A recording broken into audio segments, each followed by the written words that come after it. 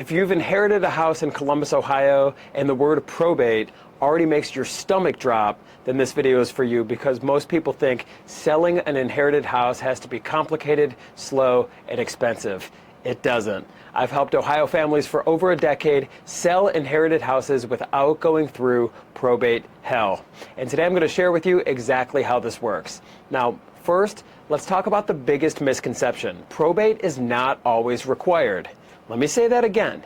Probate is not always required. In many cases, an inherited house can be sold without months of court delays or lawyer fees or stress. It depends on how the property is titled, whether there's a will, and how the heirs want to move forward. Now, here's what usually happens. A loved one passes away, you inherit a house, and suddenly now you're dealing with taxes, you're dealing with maintenance, insurance, utilities, and maybe even siblings who won't agree on anything. Meanwhile, the house is sitting there, vacant, empty, costing money, and adding stress every single month. And that's where we come in. When someone contacts us at Sell House Columbus, our first goal is very simple: clarity. We look at the property, we look at the ownership situation, and then we help you understand whether probate is required or whether there's a faster option available for you. In many cases, we can still move forward with a sale even while the probate